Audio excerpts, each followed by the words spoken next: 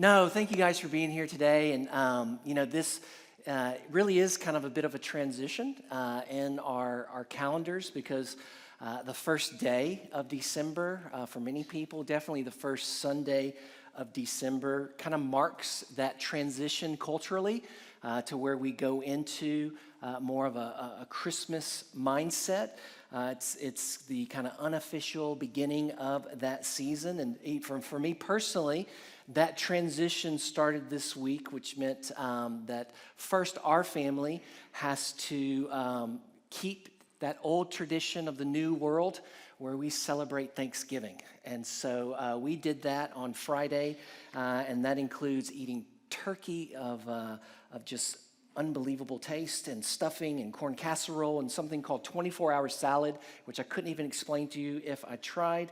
But it also kind of December in a way marks this transition in the church calendar also. Because what happens during the 4 Sundays in December is something called Advent. Now, you may have heard that before.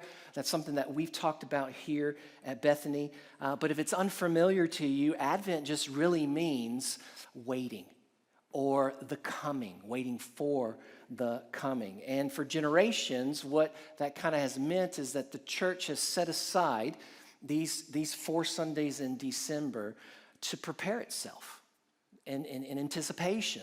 So that's where the waiting and the coming comes, celebrating the arrival of Jesus here on this earth, being born as a human. It's God coming down. That's what the incarnation means, God made flesh. When we sing songs with the word Emmanuel in them, it means God with us. It's this idea that God has come to us. And so during this season, sometimes I can get lost, quite frankly. And so we want to kind of make sure that we're actually having a posture where we're anticipating that. And that sort of celebration or that preparation is not as much outward, although it can be, as it is an inward preparation.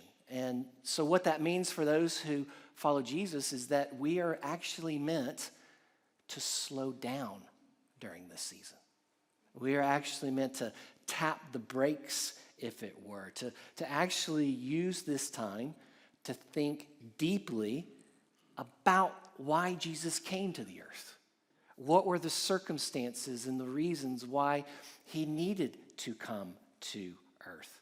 What that whole thing is about. But ironically, what happens in December, if we're honest with each other, is that instead of life slowing down, the opposite occurs. Life actually speeds up and gets way, way more busier because of all the things that we need to do, all the things that have to get done on our list, all the expectations that people have on us and that we put on others, figuring out where we need to go and who we need to see. All of that is a part of this season. And listen, don't get me wrong, I love Christmas. I absolutely love Christmas. In fact, I was joking with someone this morning because I think the decorations look absolutely fantastic. And if you see Ian Blair, make sure he's going to hate this. He's going to hate the fact that you're clapping. But if you see Ian Blair, tell him thank you. But as we were preparing for Christmas, because we had our first Christmas meeting in July of this year in order to kind of talk through what we wanted this season to look like. But just a few weeks ago, he was like, hey, what do you think this year if we put lights on the Christmas tree? And I was just like, yeah. I think that'd be great. That'd be great. You know, I didn't want to put more pressure on him or anything, but I just think it looks fantastic because I love this time of the year. I love kind of the bigness of it. I love the specialness of it, down to the Christmas carols and the songs and the lights. All of it is one of the reasons why it is one of the most wonderful times of the year.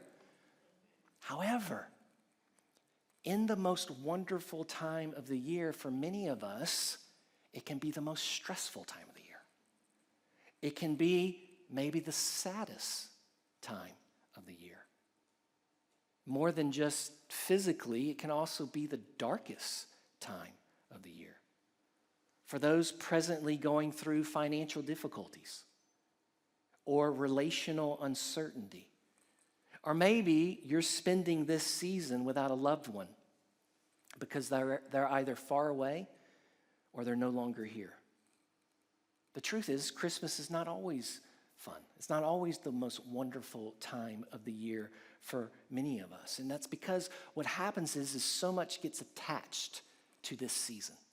So many things, whether it's personal experiences or emotions or memories, whatever it is, things that are actually not a part of the birth of Jesus get attached to this season. If you were to think about it in terms of like barnacles, they attach themselves. They're not necessarily supposed to be there, but we have cultural barnacles that attach themselves to the Christmas season. Things like Santa and Father Christmas and the elf on the shelf. We have our own memories that are barnacles into this particular season where sometimes they're good memories, sometimes they're bad memories, sometimes they're past memories that we can no longer experience. And again, we've got church barnacles as well. Things that the church, both here locally at Bethany, but also broader-wise, we attach to this Christmas season that aren't actually a part of the story, that aren't actually the main thing in regards to what it is that God wants us to experience and remember. And I think even when we tell the story, if we were to just simply tell the story that we share with our kids or the nativities that we watch in schools, there are all of these aspects that kind of slightly distort what the coming of Jesus is actually all about. I'll just give you a quick example of this, okay? So one of the examples that I just kind of think about and just kind of smile about is this idea that when we tell the Christmas story, oftentimes, to our children, to our families, or we hear the Christmas story, there's always wise men in the story. However, the Magi or the wise men actually aren't at the birth of Jesus. And nowhere in the Bible does it say that there were three of them. We assume that there were three because there were three gifts. Now, I know that's going to just make some people like go, oh no, my three kids aren't going to be involved in the nativity. There's three less parts right there. That's not what I'm saying. I'm not going to enforce this in regards to what we do there. But biblically, as a church, alongside culturally in regards to the things that we add, and then even personally, through our own experiences and our own emotions, we tend to add things to the story that I think actually take away from the clearness and the simplicity of the message of this season. So this entire series, over the next 4 Sundays, including this one, we're going to focus on a detail of the story that will become the theme of this entire time. You're going to hear us talk about it. You see it right above me here.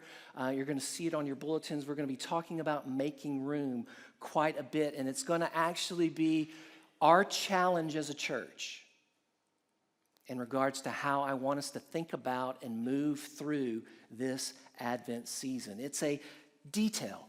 For some of us, a very minor detail.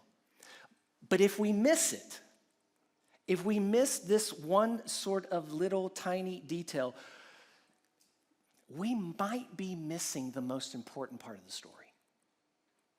We might actually be seeing it, even though it's right there in front of us, without actually seeing it. We may have just read it, and in fact, we did just read it. Bert just read it for us. It's there in front of our faces, but many of us actually don't see it at all. And so what I want to do this morning is this. I want to kind of tell the story that we tell other people. I want to tell the Christmas story in regards to how most of us know it and probably recite it. Now, we're going to get into the text. We're going to dive into the actual narrative here in Luke chapter 2. But there is a narrative, there is a Christmas story that most of us generally know and tell. This is what you're going to hear over and over and over. And I think what I'm about to say here is faithful to what most of us would include, okay? So here's kind of how it would go, right? This is what we would say is the Christmas story if someone asked us to just kind of recite it, we would kind of say, well, about 2,000 or so years ago, there was this young girl. And she was a virgin that was visited by the Holy Spirit and was made pregnant. Her name was Mary.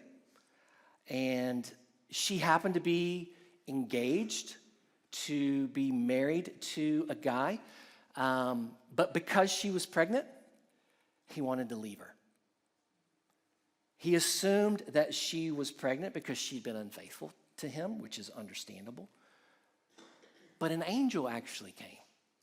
And an angel visited this guy called Joseph and said, no, God has placed this child in her.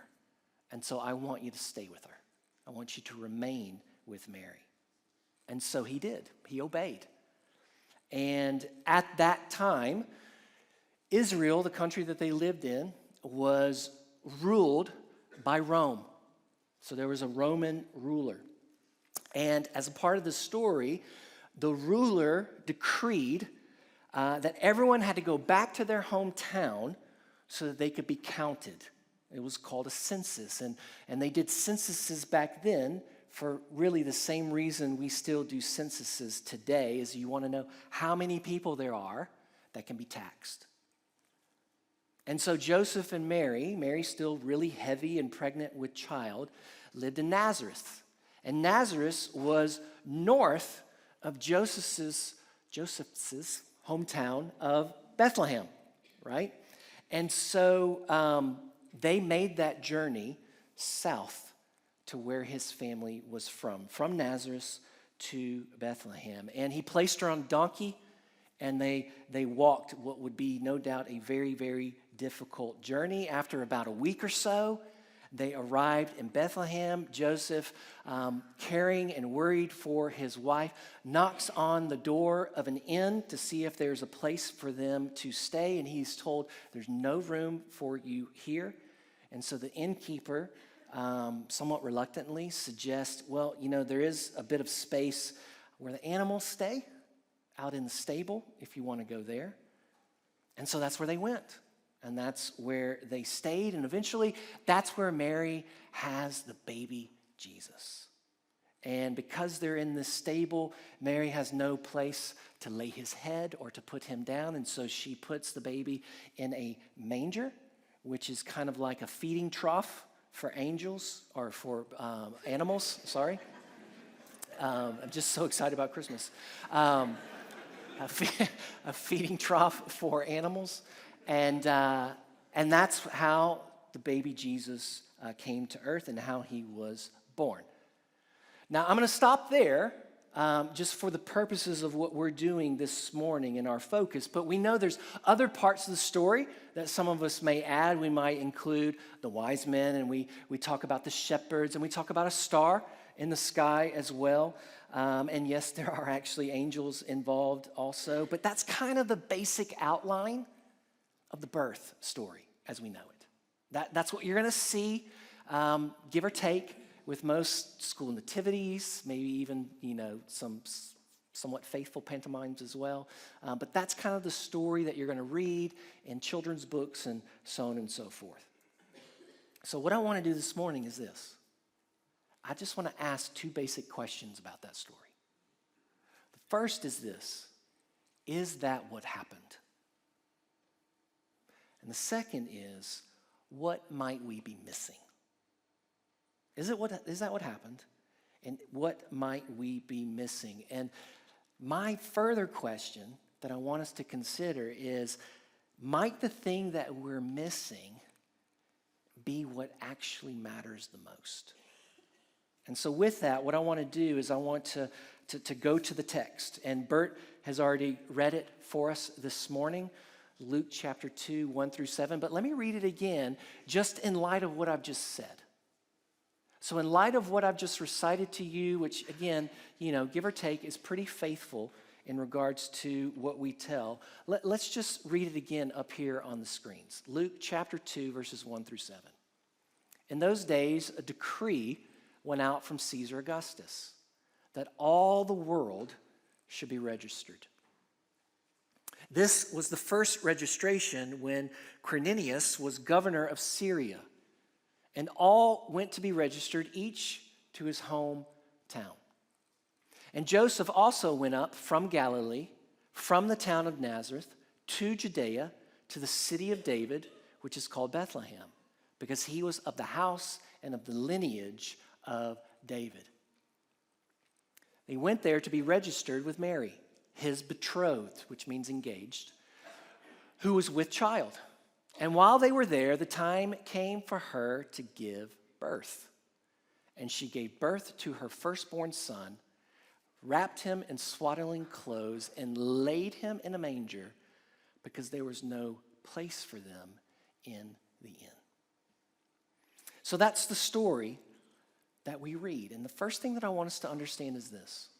As we just read those 7 verses, one of the things that we can be absolutely encouraged and assured by is this. This story, based on what we just read, is historically grounded. It is historically grounded. What do I mean by that? I mean that these are events that really happened. This isn't a myth. This isn't a legend. This all happened at a certain time and in a certain place, and history records this. This is validated historically and also archaeologically as well. Because at the time of Jesus' birth, it is well known that Israel was under Roman rule. And that the Caesar at the time, the very first, or the Caesar that we see here, is the first Caesar who took on the title Augustus. There are other Caesars that had Augustus as part of their name. This one here in Luke chapter 2, historically speaking, is the first Caesar to actually take on Augustus as a title. It wasn't his name, it was a title.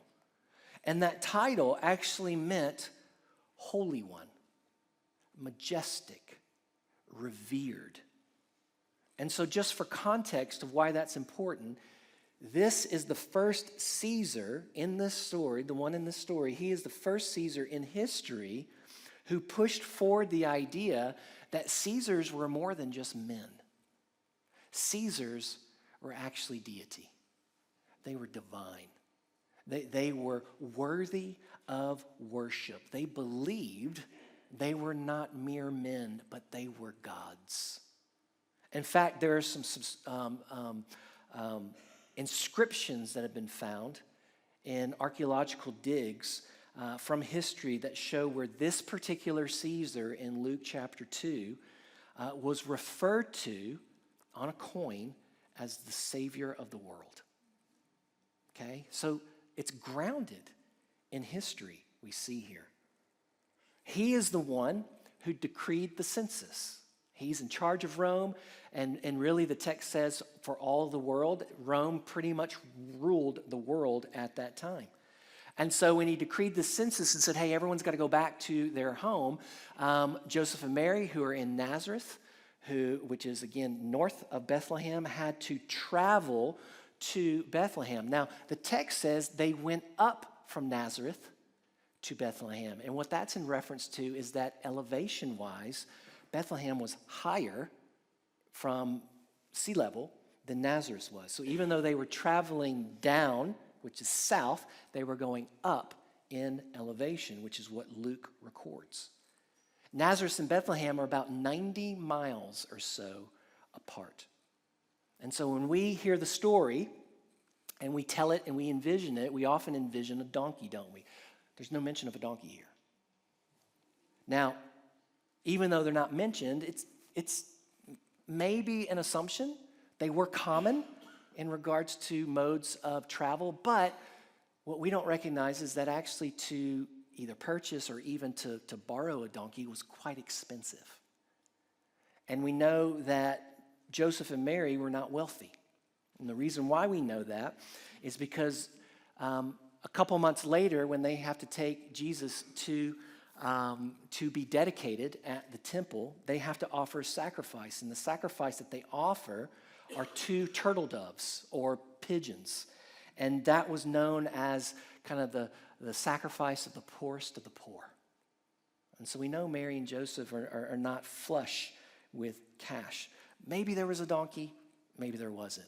Either way, 90 miles on a donkey or on your feet is pretty tough. And just for context here, from here in Houghton, 90 miles, say, to the west of us is Blackpool. So imagine traveling, ladies, especially you, heavy with child, imagine traveling for a week on a donkey or maybe on your feet, 90 miles. Okay? It was not an easy trip at all. So this story is geographically grounded, it's historically grounded, it is grounded in facts. All right? So that's the first thing that I want us just to consider in this as we're telling the story. That's important. The second thing is this story is theologically significant. And here's what I mean by that. God is fulfilling his promise in this story. Remember, I said that it was the rule of Rome that decreed this census, and that part of that Roman law was that you had to go to your hometown in order to be registered. It wasn't just counting where you lived. You have to go back to your actual town. Now, this little detail of a Roman law is important. It's significant because it's a tiny detail in a much bigger story. And here's what I mean by that. In Genesis chapter 3, so going all the way back really to the beginning of the big story, the beginning of the Bible, in Genesis chapter 3, we see because of Adam and Eve's sin, there's the fall of humanity. And as a consequence of sinning, as a consequence of literally trying to take God's plan in their own hand and to do it themselves, as a consequence, God makes a promise to them. And part of that promise in Genesis 3 is that there eventually will be a male child. There's a prophecy here. A male child born of a woman who will crush the head of the serpent. So if you remember the story in the Garden of Eden, there's Adam and Eve, a man and a woman. There's a serpent. The serpent tempts Eve. Adam also falls as well.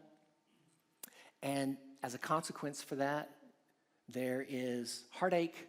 There is banishment from the Garden of Eden. But God also says, hey, listen, one day, and really this is the first hint of redemption, one day there will be a child born who will end all of this madness, who will crush evil, who will overcome and defeat death. So that happens in Genesis 3. If you fast forward to Genesis chapter 12, 9 chapters later, God tells this guy, Abraham, listen, I'm going to bless you, and from your family, the whole world is going to be blessed. And so now this child that has been prophesied about in Genesis chapter 12, now fast forward to Genesis, or chapter 3, now fast forward to Genesis 12, saying that that child that will be born of a woman will come through Abraham's line. He will come through Abraham's family tree. Fast forward again. Now we're about 1,000 years before Luke chapter 2. 1,000 years before Luke chapter 2, if you read in the book of 2 Samuel, God tells King David, the same child that was talked about in Genesis 3 and in Genesis 12 will be called Messiah. And that child will come through your line as well. So now God has promised through the line of Abraham, through the line of King David, Messiah will come. Go forward now about 500 years before Luke 2. And a prophet called Malachi says by the Holy Spirit that that same child from Genesis 3 and Genesis 12 that comes through Abraham and 2 Samuel who comes through David, that same child will eventually be born in a town called Bethlehem. This story in Luke 2 is the fulfillment of God's promises to his people. And what I want you to understand here is God is doing all this while people are making free choices. The Caesars and the Roman government are doing whatever it is they want to do. They're not being forced to make laws. They are in power. It is their right to do this. This is how they want to count people. This is how they want to tax people. But we can look and see at all of this, that the one true God is bringing about his purposes and his plans through history. It's through his creation, in his timing, in his way, for his purposes. This is God's sovereignty and his providence. And so listen, it doesn't matter in the grand scheme of things. It doesn't matter who is the president, who is the prime minister, who is a dictator ruling parts of the world, because they never have nor ever will disrupt or delay God's purposes. The Bible tells us in ways that we can't fully comprehend that we can always trust in God's promises. Even death cannot submit to his will and purpose. So it's historically grounded. It's theologically significant. But next, this story is personally relevant. And here's what I mean by that. This story invites us in. And here's where I want to suggest that we might possibly get the story wrong, where maybe we miss what is right in front of us. Now, I just want to say up front, all right, what I'm about to say here in this interpretation that I'm going to put forth, this is not something I'm willing to die for, okay? This is not on par with the resurrection of Jesus. This is not on par with the Trinity or the deity of Christ. This interpretation is not an essential belief for all Christians. Yet, stay with me. When we miss what the text actually says and what the historical context expresses, this is where I think we might miss one of the most important parts of the story. So I want to go back. Let's go to verse 6 again. And I want to reread verse 6 in Luke chapter 2. And while they were there, the time came for her to give birth.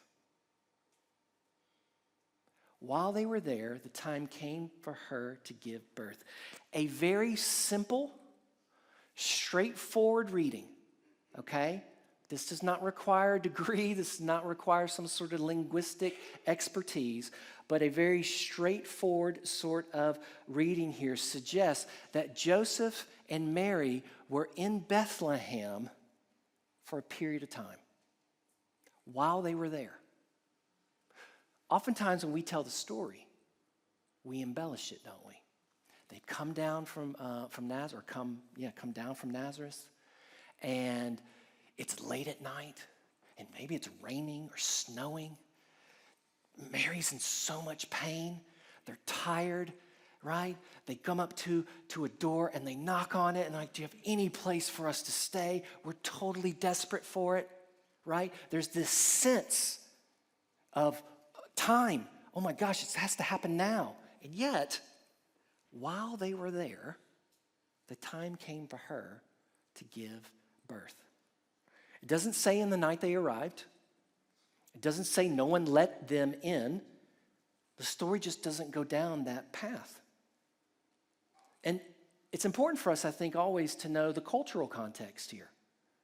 As we read through the Bible and kind of understand, okay, what was happening at that time and what was normal for that time, we have to admit that in this time, in the New Testament particularly, hospitality was practiced in ways that we don't do today.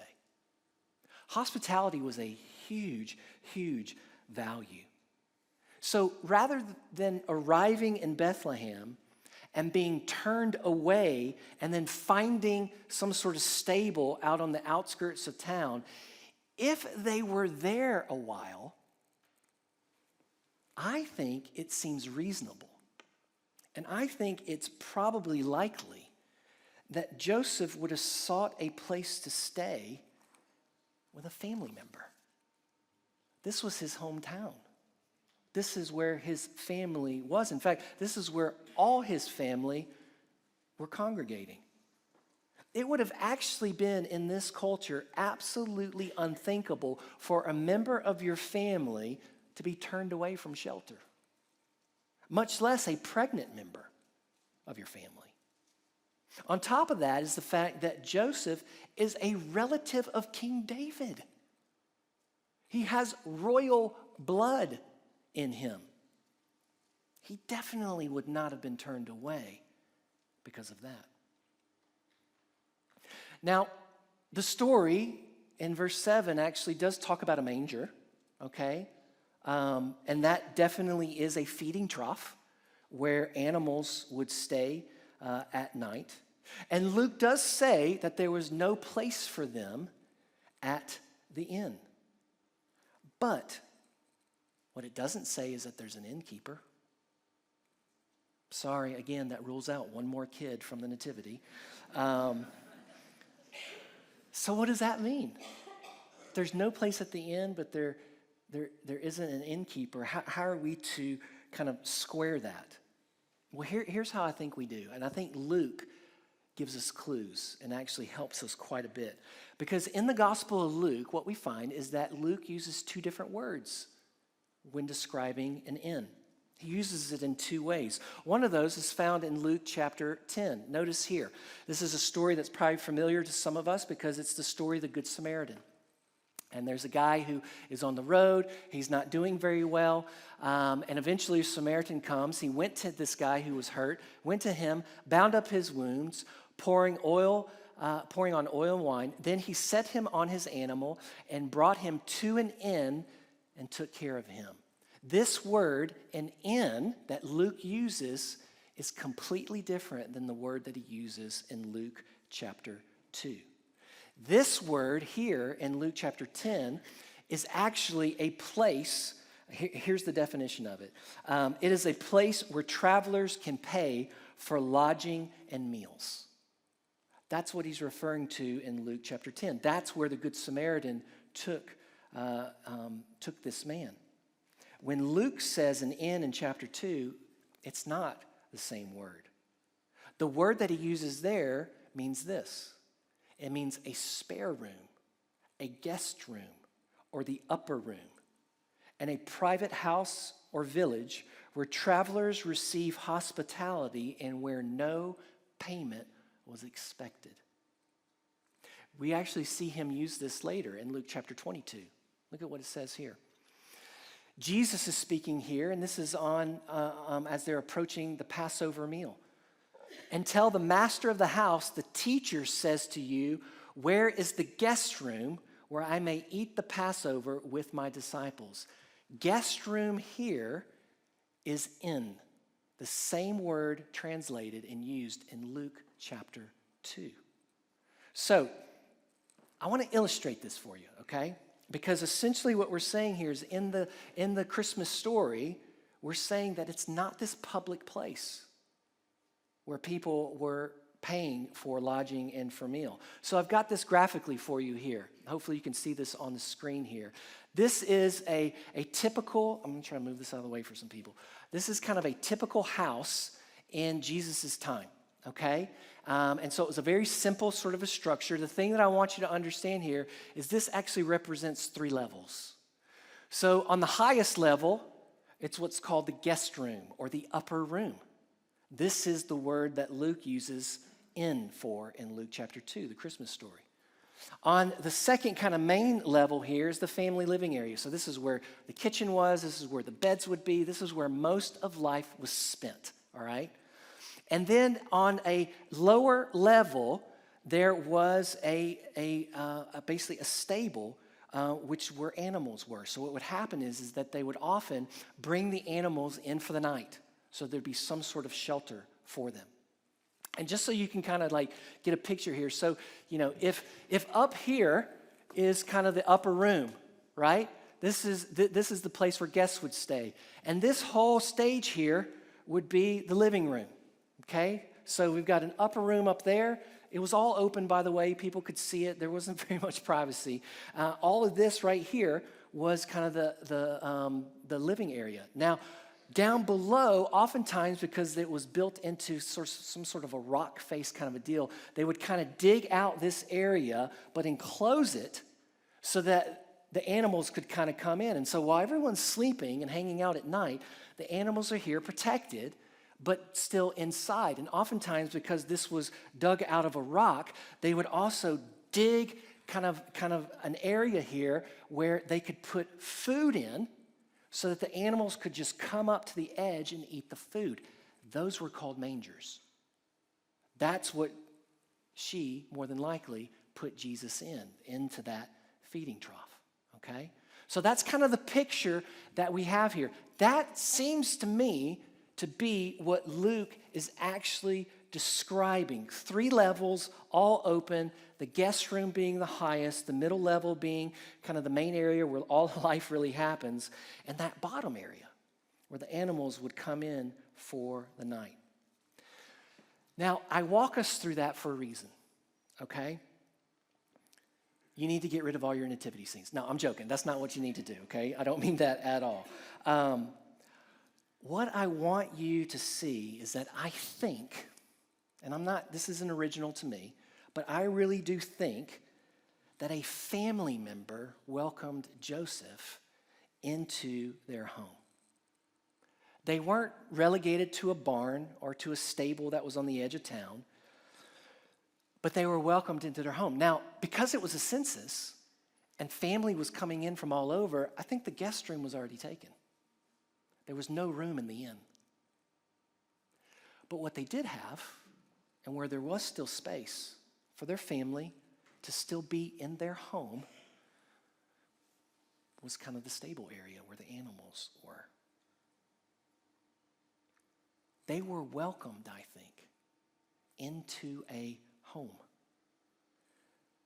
Now, the reason, again, that I want to focus on this is because when we tell the story and the detail of the story, one of the main aspects of the story we tell is about there was no vacancy.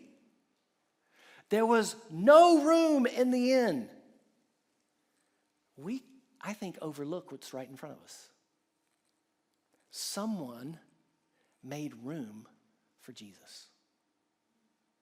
Someone welcomed him into their home. They weren't shunned. I don't believe they were turned away. A family member made room for him. Guys, that's the story of Christmas. That's one of the most important parts of this story. Making room for Jesus in our lives makes all the difference in the world. The question for us in this crazy, chaotic, busy season that has so much attached to it, and not all of that is bad, guys. Not all of that is a negative thing.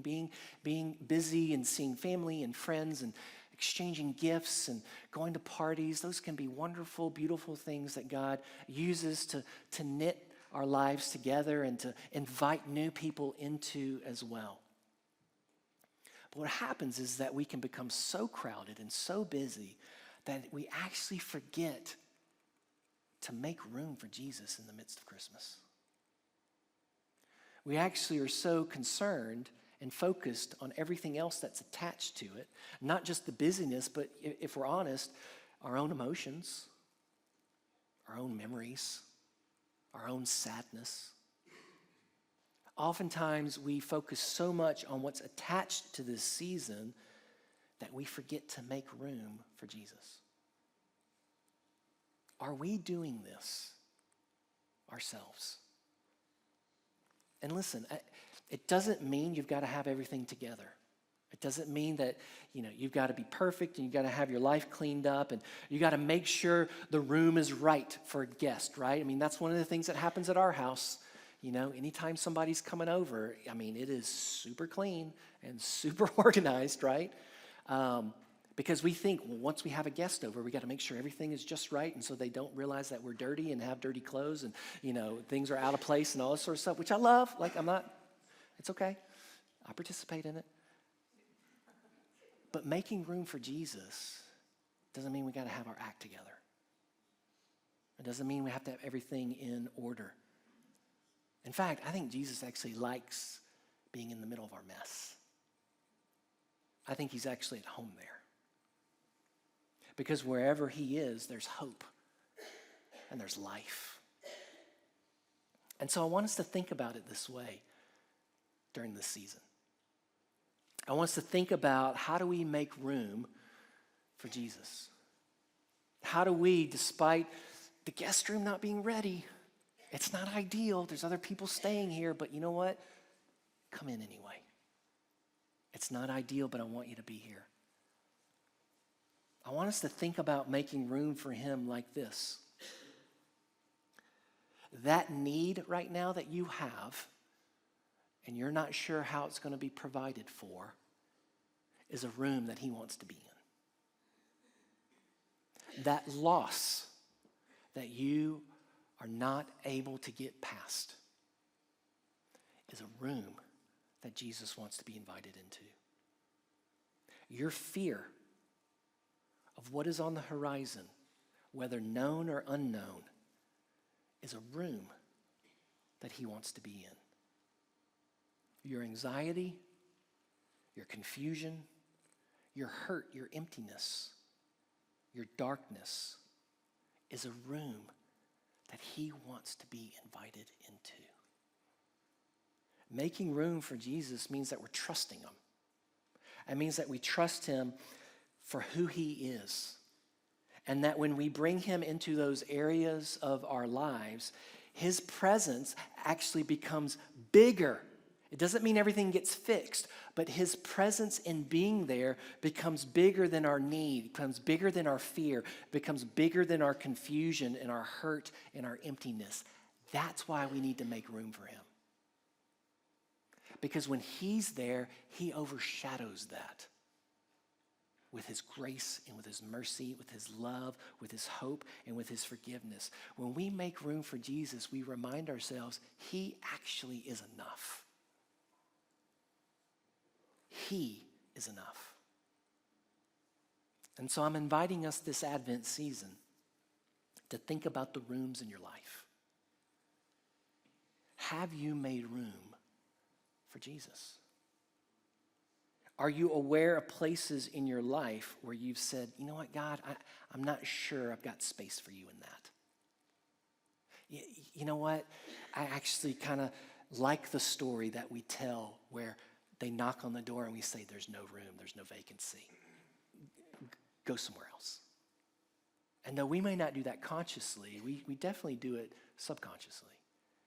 We may not say the words, but by our actions and our attitudes, we often are turning them away. What are those areas in our life where we need to say, God, you actually, as uncomfortable and as messy as this whole thing is, there's animals and there's this and there's that and there's no space over here and it's not ideal, God, and I just really wish I thought about this differently. Stop. Invite him in. Allow him to be bigger than all of those things. Allow him to be bigger than your emptiness and darkness and anxiety and your confusion and your fear and your need. Let that be the challenge of this season. Let that be the joy of this season, because it's not dire, guys. That brings hope. That brings peace. There's a reason why we do these things. There's a reason why during the Advent season, we actually have Advent candles. The reason why we have Advent candles here is a reminder to us of the things that Jesus himself brings to us. That Jesus brings us hope and peace and joy. He brings us love. It's why we do this as part of Advent, is we light the Advent candles. Next week, you'll see this one burning, because right now we're about to light it. And as we light it, we want to continue to just be reminded of what Jesus himself brings to us. He brings us hope in the midst of all that we go through. But that hope is only present as we invite him in and as we make room for him. And so I love the fact that in this Luke 2 story, this connection of there's no room in the inn, that Jesus uses that same word in Luke 22 to say, hey, you know what? There's another guest room. There's another upper room that's going to serve quite important in my story. And it's in that upper room where the disciples get together. And the disciples come and they break bread and they drink wine. Because in making room for what Jesus was bringing to this earth, they had to reconcile the fact that in order for there to be victory, there had to be death. That Jesus' death first on the cross allowed all of us to have access to the victory of eternal life.